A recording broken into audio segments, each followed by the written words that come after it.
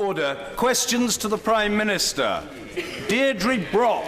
Question 1, Mr. Speaker. Thank you. Thank you, Mr. Speaker, and let me start by paying tribute to my right honourable friend, the former Member of Parliament for Witney, David Cameron.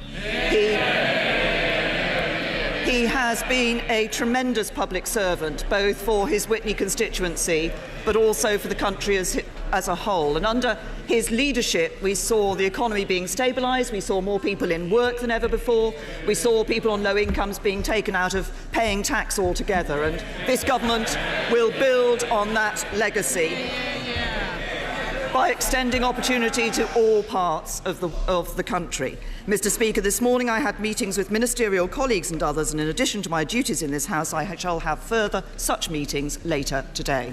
Deirdre Brock. Thank you, Mr. Speaker. Last week, the Prime Minister couldn't tell us whether she was in favour of staying in the single market. Yeah. Now, as an Edinburgh MP, can I tell her how important the financial sector is to Scotland's economy? I wonder, therefore, if she can tell us whether she agrees with her Foreign Secretary that passporting for financial services is guaranteed to continue after the UK leaves the European Union. I'm not going to give the Honourable Lady any different answer from the answer that I gave the House on many occasions last week, which is that this government will be working to ensure the right deal for the United Kingdom in trade, in goods and services. And that includes listening to the concerns that the Scottish Government may wish to raise for us, that the governments in Northern Ireland and Wales will raise with us as well. We will be fully engaged with the devolved administrations. But I say to the Honourable Lady, as I said last week, that actually the best thing for the financial sector in Edinburgh, the best thing for the economy of Scotland, is to be part of the United Kingdom.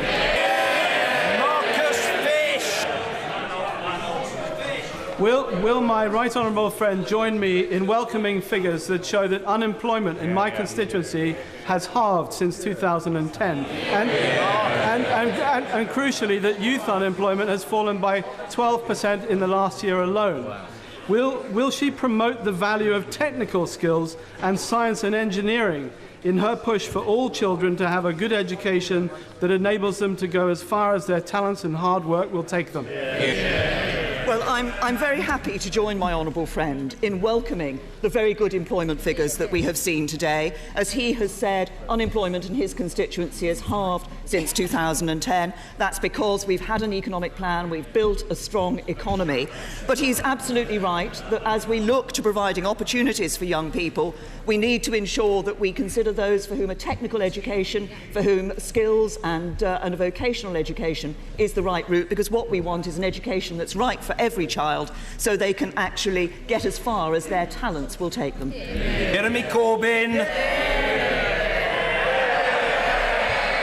Thank you, Mr. Speaker. I'm sure the whole House will join me, my friend the member for Knowsley, and Jane Kennedy, the Police and Crime Commissioner for Merseyside, in paying tribute to the police constable who was stabbed several times yesterday in the line of duty while trying to arrest a rape suspect in Huyton. Can we all wish him well and a speedy recovery? I also wish the former Prime Minister well on his departure from this House and well in his future life, and I hope that the by-election in Witney will concentrate on the issues of education and his views on selection in education. Because I want to congratulate the Prime Minister. She has brought about unity of Ofsted and the teaching unions. She's united former education secretaries on both sides of the House. She's truly brought about a new era of unity in education thinking. I wonder if it's possible for her this morning, within the quiet confines of this House, to name any educational experts that back her proposals on new grammar schools and more selection. Thank you, Mr. Speaker. First of all, may I join the right honourable gentleman in paying tribute to the police constable who was stabbed in Knowsley. One of the events that I used to look forward to going to every year as Home Secretary was the Police Bravery Awards, because at that event we saw police officers who never know when they start their shift what is going to happen to them. They run towards danger when other people would run away from it, and we owe them a great tribute and our gratitude for that.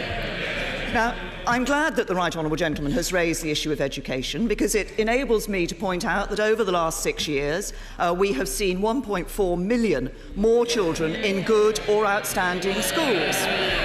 That's because of the changes that this government introduced. It's because of the free schools, the academies, head teachers being put in charge of schools, more choice for parents, changes which I note, all of which the Right Honourable Gentleman opposes. So what I want to see is more good school places, a diversity of provision of education in this country, so that we really see opportunity for all and young people going as far as their talents will take them. Mr. Speaker, I asked the Prime Minister if she could name any experts that could help her in this policy, and sadly she wasn't able to. So can I quote one expert at her? His name is John, and he's a teacher. And he wrote to me and said, the education system and teachers have made great strides forward to improve quality and delivery of the curriculum. And he says, why not fund all schools properly and let us do the job? The evidence, Mr. Speaker, of the effects of selection is this. In Kent, which has a grammar school system, 27% of the pupils on free school meals get 5 good GCSEs, compared with 45% in London. We're all for spreading good practice, but why does the Prime Minister want to expand a system that can only let children down? Can I say to the Right Honourable Gentleman that he needs to stop casting his mind back to the 1950s?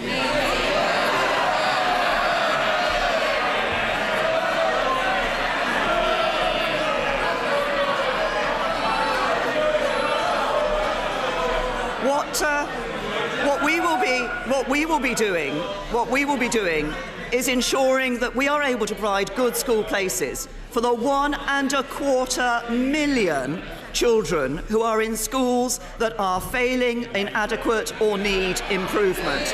Those children and the parents of those children know they are not getting the education that is right for them and the opportunities that they need. And when we look at the impact of grammar schools, if you look at attainment for disadvantaged and non-disadvantaged children, the attainment gap in grammar schools is virtually zero, which it isn't in other schools. It's opportunity for young people to go where their talents will take them. And I know that the Right Honourable Gentleman believes in equality. The Right Honourable Gentleman believes in equality of outcome. I believe in equality of opportunity. Yeah. He believes in levelling down. We believe in levelling up.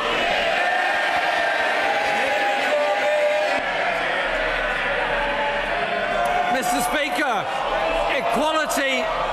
Speaker, equality of opportunity is not segregating children at the age of 11. So let me quote the Institute of Fiscal Studies, which says those in selected areas who don't pass the 11 plus do worse than they would have done in a comprehensive system. The Secretary of State for Education suggested on Monday that new grammar schools may be required to set up feeder primary schools in poorer areas. Will the children in these feeder primaries get automatic places in the grammar school, or will they be subject to selection? What we are doing is setting up a more diverse education system that provides more opportunities. And what the Right Honourable Gentleman appears to be defending is the situation we have at the moment, where there is selection in our school system, but it's selection by house price. I think we want to ensure that children have the ability to go where their talents take them. And can I just gently remind the Right Honourable Gentleman, he went to a grammar school, I went to a grammar school, it's what got us where we are today. But my side might be rather happier about that than his. Mr. Speaker, The two things the Prime Minister and I have in common is we can both remember the 1950s and we can both remember going to a grammar school. My point is simply this. Every child should have the best possible education they can have. We don't need and never should divide children at the age of 11, a life-changing division where the majority end up losing out. I noticed she didn't answer my question about feeder primary schools. On Monday, the Secretary of State for Education said we've not engaged much in the reform of grammars. But the government would now start the process. Can the Prime Minister confirm whether existing grammar schools, like those in Kent and Buckinghamshire, will now be instructed to widen their admission policies by her government? The right honourable gentleman is right that what we're looking and consulting on is a diversity of provision in education. We want to make sure that all grammar schools actually do the job that we believe is important, which is providing opportunities for a wide range of pupils. And there are many examples across the country of different ways in which that's done through selective education. But he talks about the education, good education for every child. That is exactly what our policy is about.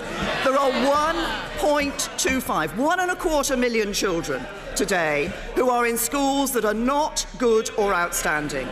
There are parents today who fear that their children are not getting the good education to enable them to get on in life.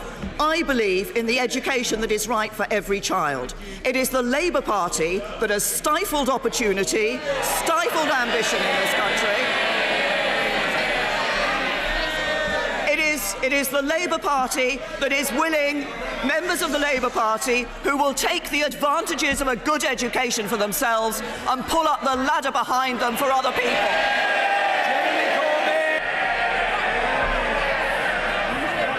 Mr. Speaker, I'm sorry that the Prime Minister was unable to help anyone in Kent or Buckinghamshire in the answer to my question, and presumably she will have to return to it. But it's not about pulling up ladders, it's about providing a ladder for every child. And let me quote her, a critic of grammar schools. There is a kind of hopelessness about the demand to bring back grammars, an assumption that this country will only ever be able to offer a decent education to a select few. And the quote goes on to say, I want the Conservative Party to rise above that attitude. Not my words, those of the former Right Honourable Member for Witney. Isn't he correct that what we need is investment in all of our schools, a good school for every child, not this selection at the age of 11. What we need is a good school for every child, and that's precisely what we will be delivering with the policy that we've announced. And with that policy, we will see universities expanding their support for schools, we'll see more faith schools being set up, we'll see independent schools increasing their support for schools in the state sector. A diversity of provision of education is what we need to ensure good school places for every child.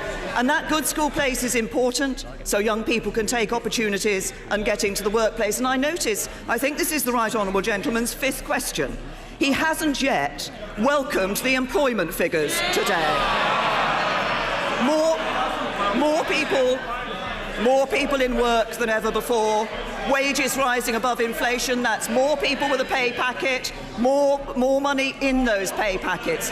What would Labour offer?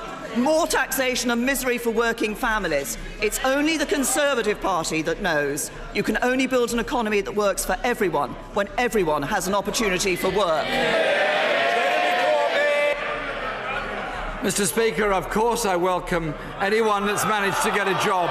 I welcome those people that have managed to get jobs and keep themselves and their families together. The problem is that there are now almost 1 million of them on 0 hours contracts who do not know what they're going to be paid from one week to the other. And in order to help her with the expertise on the reform of secondary schools, could I quote to her Michael Wilshaw, the Chief Inspector of Schools, who said quite simply this: the notion that the poor stand to benefit from the return of grammar schools strikes me as quite palpable tosh and nonsense. Isn't all this proof that the Conservative Party's Green Paper addresses none of the actual crises facing our school system? Real terms cut in schools' budget, 500,000 pupils in supersized classes, a crisis in teacher recruitment and retention, rising number of unqualified teachers in classrooms, vital teaching assistants losing their jobs. Isn't this the case of a government heading backwards to a failed segregation for the few and second-class schooling for the many? Can't we do better than this? Well, I have to say to the right honourable gentleman that he has got some of his facts wrong, plain and simple. We have more teachers in our schools today than in 2010. We have more teachers joining the profession than leaving it. We have fewer pupils in supersized classes than there have been previously. But I simply say this to the right honourable gentleman. First of all, that he has opposed every measure that we have introduced to improve the quality of education in this country. He has opposed measures that increase parental choice, that increase the freedom for head teachers to run their schools. He's opposed the opportunity for people to set up the free schools. These are all changes that are leading to improvements in our education system, and we will build on those with our new policies. But I recognise, for the right honourable gentleman, this may very well be the last time that he has an opportunity to face me across this dispatch box.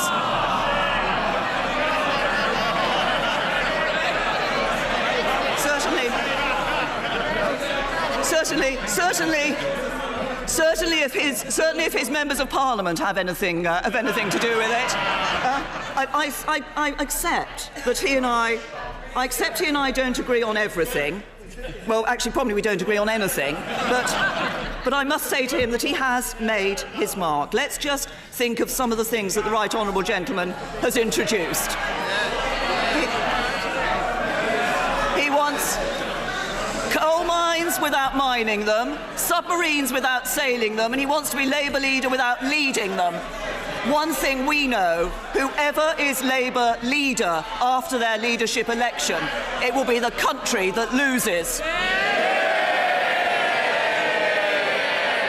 Order! Can I just point out to the House that progress today at this question time session has been absurdly slow. Absurdly slow. And I asked the House, on behalf of our constituents, to show some respect for those colleagues who want to question the Prime Minister, and I am determined to get down the list. Craig Williams. Thank you, Mr. Speaker. Students from Cardiff schools and UK schools attended the recording of the British Holocaust survivors, giving their testimony for future generations. It was a deeply moving experience for them and a stark reminder to us to fight racism, anti-Semitism and hatred in all forms. As part of this vital education effort, of which I know my right honourable friend is a great supporter, is the establishment of a national memorial to the Holocaust. Could my right honourable friend update us on the next stage in this? Yes. Well, I'm grateful for the comments that my honourable friend makes, and he's absolutely right that we need to ensure that we never forget the horrors of the Holocaust and the lessons that was to be learned from that. And it is right that we have agreed this national memorial next to Parliament on Victoria Gardens. I think that's an important place for it to be. My right honourable friend, the Communities Secretary, will be today launching an international competition for the design of that memorial, and included among that, I think, will be the possibility of a learning centre which will ensure that there will be those opportunities for young people and others truly to learn the lessons from the Holocaust and to learn about the appalling atrocities that took place. Angus Robertson.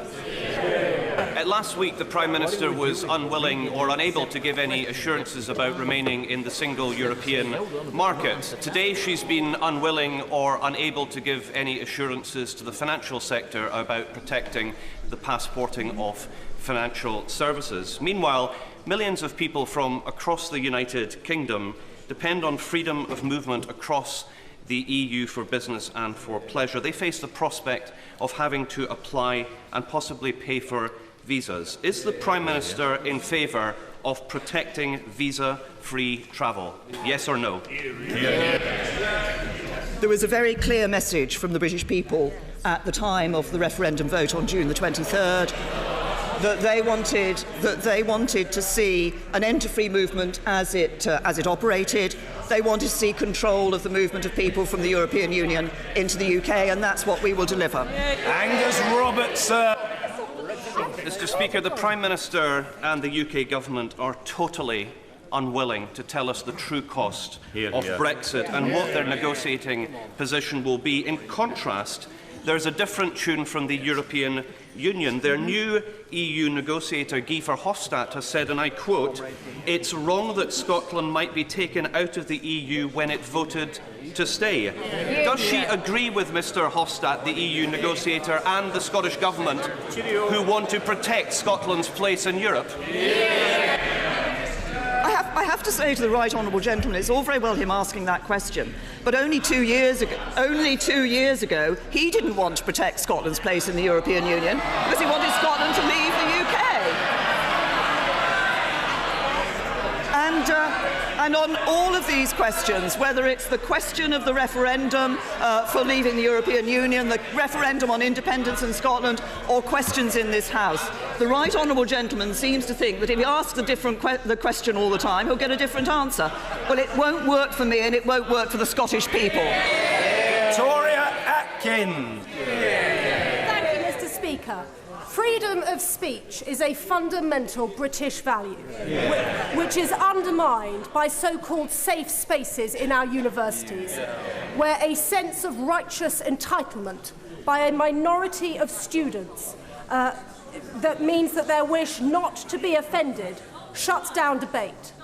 As students around the country return to their places of learning at the start of this new academic year, does my right honourable friend agree that university is precisely the place for lively debate, and that fear of being offended must not trump freedom of speech? Well, I absolutely agree with my honourable friend. We want our universities not just to be places of learning, but to be places where there can be open debate, which is challenged, and people can get involved in that. And I think everybody is finding this concept of safe spaces quite extraordinary, frankly. We want to see that innovation of thought taking place in our universities. That's how we develop as a country, as a society, and as an economy, and I absolutely agree with my honourable friend. Owen Thompson. Mr. Speaker, 9-year-old Mohammed is one of thousands of child refugees alone in Syria. His parents fled the country believing he was dead and have resettled in my constituency of Midlothian. In March, Mohammed was identified as being alive, but has since been kidnapped, badly beaten and left for dead before being refound again. He now lives in fear of daily attacks or sexual violence and assault. Will the Prime Minister agree to meet with me to urgently review the steps the Government could take to reunite Mohammed with his devastated family and provide him with the support required to overcome his ordeal? Obviously, I'm not as aware of the details of the individual case as the honourable gentleman is. The Home Secretary has heard him, and if he would like to write to her with the details, I'm sure this case will be looked at. Of course, there are rules that do enable family reunion to take place, and also we are, as a country, have committed to take a number of children who are particularly vulnerable, potentially vulnerable from sexual violence, from the region around Syria, to ensure that we can resettle them in the UK and take them out of that fear that they're seeing. But my right honourable friend, the Home Secretary, will look at the case if he cares to write to her. John Barron. What assurance can my right honourable friend give that whatever criteria comes to guide our immigration system, it will be fairer than the present system? It will no longer discriminate against peoples from outside the EU, as the present system does.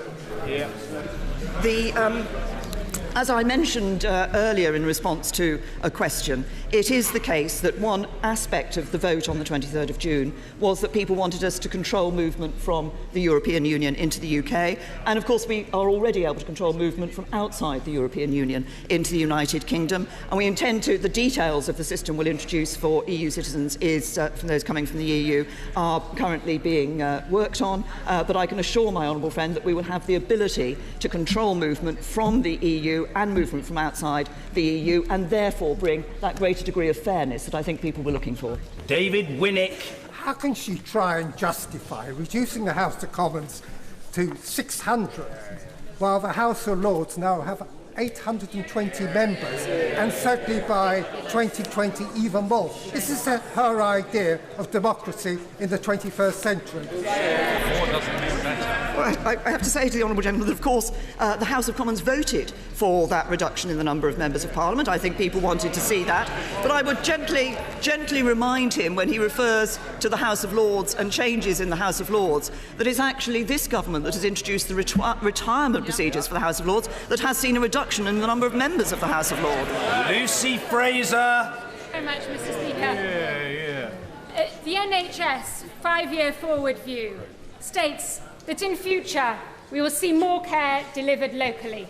Does the Prime Minister think that in line with that, the Cambridgeshire and Peterborough CCG ought to consider the importance of local care when assessing the future of the Princess of Wales Minor Injuries Unit in Ely?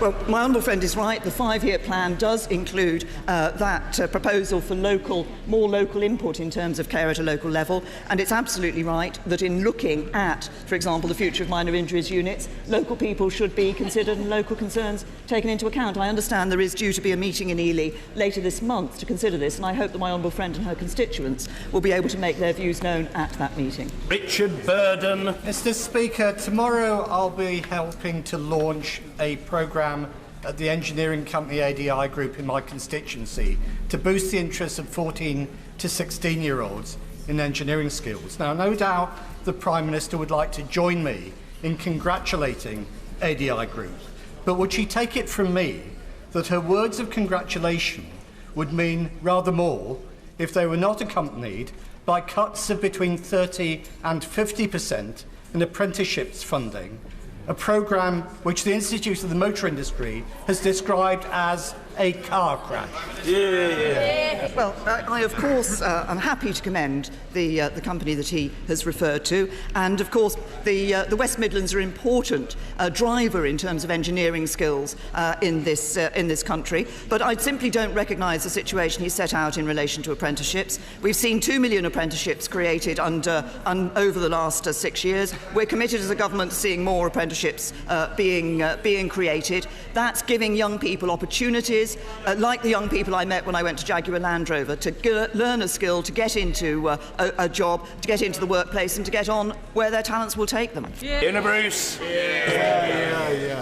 Does the Prime Minister agree that the life chances of many children, particularly in our poorest areas, are limited through living in chaotic and unstable households? And would she kindly look at the All-Party Parliamentary Children's Centre Group report recently produced, which recommends family hubs in local communities and other solutions to this issue, with a view to considering it further? Thank you. Can I say commend my honourable friend on the work that she's doing on the All-Party Parliamentary Group. The question of that stable background, that family background that young people are brought up in, is obviously an important issue, and she has been a champion for families and for family life. Can I say to her that I have set up a policy route led by my honourable friend, the member for Mid Norfolk, and I'm sure I will ask him to look very carefully at the report that has come out of the All-Party Parliamentary Group and to see what we can take from that. Alex Cunningham. Thank you, Mr. Speaker. On Monday, the Parliamentary Advisory Group on Carbon Capture and Storage published a report about the potential of CCS to create thousands of jobs, save the country billions of pounds and play a major role in meeting the UK's emission reduction targets. CCS is critical to Teesside. So can the Prime Minister tell the House when the government will publish its long-awaited new strategy? Thank you. Can I first of all say that the issue of climate change, of reducing emissions and our energy policy are very important to this government. We have a fine record in this area and we will be continuing to do that. But on the issue of carbon capture and storage, this has been looked at carefully in the past. It is one of the key issues around this is the cost. We will continue to invest in the development of CCS. We're developing over 130 million to develop the technology through innovation support with the aim of reducing its costs. And so we will continue to look at the role that it can play. Thank you, Mr. Speaker. As a governor at Neville Road Infants in Bramhall, I know that schools have to make the best use of their resources. Therefore, I was shocked to learn that schools in the North West are charged £27 million for their water charges. Will the Prime Minister agree with me that schools are important community hubs, and would the government make representations to Ofwat to change the banding guidance, that schools are considered community assets rather than classified in the same way as big business? Well, can I first of all commend my honourable friend and others in this House who play a role as school governors, a very important role. She's right that schools need to think carefully how they are using their resources. I think the approach taken by water companies does change, but we are actually looking at the guidance to water companies in relation to how they can deal with schools and whether they could be looking at schools and using more concessionary rates in relation to schools. Elliott. Thank you very much, Mr. Speaker. And the Prime Minister may be aware of last week's BBC Spotlight programme, in which there were serious allegations of corruption and fraud around the NAMA sale of properties in Northern Ireland. Can the Prime Minister confirm what agencies will be investigating those, and if the National Crime Agency will be involved, and will a report be publicly published in due course? I have to say to the honourable gentleman, on the specific issue that he has raised, if I may, we'll come back to him on the details of that. As he knows, the National Crime Agency does operate in Northern Ireland on a slightly different basis from the basis in which it operates elsewhere across the United Kingdom, and it will be necessary for the issues where they are being looked into to ensure that the appropriate skills and capabilities are brought to bear. But if you may, I will write to him with detail answer to his question. Theresa Villiers. Will the Prime Minister give her full and enthusiastic support to President Anastasiades and Mustafa Akinci as they reach a crucial stage of their negotiations, which we hope will deliver a negotiated settlement for a free and united Cyprus? Yes, I'm happy to join my right honourable friend in what she says. I think it is important. I think everybody across this House will wish these talks well and hope that they have a successful conclusion. Lisa Nandy. It's been 2 years since the Prime Minister set up the child abuse inquiry. It's on to its fourth chair, and last week the outgoing chair said that it had become inherently unmanageable. Since the Prime Minister appointed Dame Lowell Goddard to her position, will she insist that she comes before this House to explain herself? Surely child abuse survivors deserve an explanation. Well, first of all, on the process point that she's raised with me, of course, it's not for the Prime Minister to insist who attends before a committee of this House. I understand Dame Lowell Goddard has been invited to attend the committee. But what I would say on the child abuse issue is I think she and I share across this House, many honourable members, a desire to see these issues of these appalling crimes of child abuse being properly looked into. It's important that the inquiry, Dame Lowell Goddard has set up the inquiry, the Truth Project, many aspects of this which are already in place and operating. And I'm very pleased that Alexis Jay has taken on the role as chairman of the inquiry. She chaired the Rotherham work. I think she will do this work extremely well, and we will have answers to questions that so many have been asking for too long. Thank you, Mr. Speaker. Child sexual exploitation is an issue that affects many communities. Does the Prime Minister agree that shining a light on the events of the past is the best way to learn lessons in the future? And will she agree to an independent review of child sexual exploitation in Telford? I think my honourable friend has just shown the cross-party concern that there is on this issue of child abuse and child sexual exploitation. It is absolutely right, as my honourable friend says, that we are able to look into the abuses of the past and the crimes of the past. There will be important lessons we need to learn from that as to why institutions that were supposed to protect children fail to protect children. It's for the authorities in Telford to look specifically at how they wish to address these issues in Telford. But I'm sure, as my right honourable friend, the Home Secretary, has heard her comments, and I'm sure she'll want to take that up with her. Diana Johnson. Thank you, Mr. Speaker. Following the successful Hillsborough Independent Panel, will the Prime Minister now look at setting up a similar review of the biggest treatment disaster in the history of the NHS, the contaminated blood scandal? Victims are still waiting for answers and justice 35 years on. Well, the Honourable Lady obviously raises a very important point in relation to contaminated blood. I will take the point that she has made away and consider it. Obviously, as she will know, that the reasons and the background which led to the Hillsborough Independent Panel, but I recognise the concern that people have about contaminated blood and will consider the point that she's made. Shailesh Vara. Mr. Speaker, the Prime Minister will be aware of coverage regarding a report to be published by Dame Louise Casey, the government's integration czar. The report will speak of British laws, culture, values and tradition, such as Christmas, being threatened by political correctness from council officials. Will the Prime Minister take this opportunity to send a loud and clear message that the best way to secure a harmonious society is not only for mainstream Britain to respect minority traditions such as Diwali, Vaisakhi and Eid, but also that council officials appreciate that minority communities should respect the views and traditions of mainstream Britain. And that means Christmas is not Winterval and Christmas trees are not festive trees. I do agree with my honourable friend. I'm not going to comment or preempt the findings of Louise Casey's work and her review, which is an important piece of work that she's doing. I will simply join him in saying this, that what we want to see in our society is tolerance and understanding. But we want minority communities to be able to recognise and stand up for their traditions, but we also want to be able to stand up for our traditions generally as well, and that includes Christmas. Nigel Dodds. Mr. Speaker, would the Prime Minister look very carefully at the calls from the Royal British Legion and Poppy Scotland for new questions to be added to the next census so that we can better meet the needs of our serving personnel in the armed forces, our veterans and their families?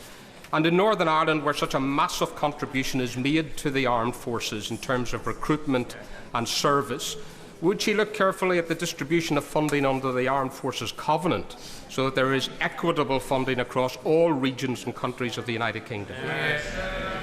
Well, I say to the right honourable gentleman that, of course, I'm pleased that it was this government that introduced the military covenant and has recognised the importance of that bond and that link with those who are serving in our armed forces, but also the importance in terms of veterans in our armed forces. I haven't seen the specific request from the Royal British Legion and Poppy Scotland. That will certainly be looked at by the Cabinet Office when considering the next census. Mr. David Trudinnick. Does she agree that the cooperation between Russia and the United States in respect of Aleppo sets a very important precedent, and that it is in the British national interest to redevelop our links with Russia, and then we may be able to solve many more problems in that region? Well, my honourable friend is right that the agreement that has been reached between Russia and the United States about Syria is an important agreement, and I think everybody in this House will want to see that being put into practice and actually working on the ground. I would say there have been a number of occasions where we've seen what appear to be steps forward, and sadly it hasn't been possible to implement them, but I hope that this will be different this time, and I think it would mark an important step. But in relation to Russia, I think we should have no doubt about the relationship we should have with Russia. It is not a business-as-usual relationship. I made that very clear when I was responding to the report on the murder of Litvinenko, and we should continue with that position. George Howarth.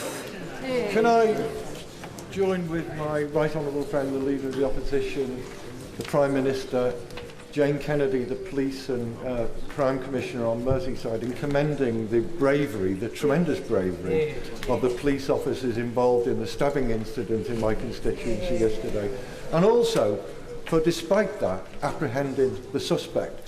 And will the Prime Minister acknowledge that the police, often in very dangerous circumstances, are being asked to do more and more with fewer and fewer resources? Well, once again, I join the right honourable gentleman in recognising the work of the individual police constable, as he says, apprehending the 3 police constables, I apologise, 3 police constables, in apprehending while being under attack. I think, as I said earlier, our police officers bravely go where others wouldn't go in order to protect the public. They do so much in the line of duty, but also for some when they're off duty as well. They're prepared to go and face danger in order to protect us. On the issue of resources, I would simply remind him that, of course, we have protected police budgets over the period of the Comprehensive Spending Review settlement. In the face of a proposal from his front bench that we should cut them by 5 to 10%. Order.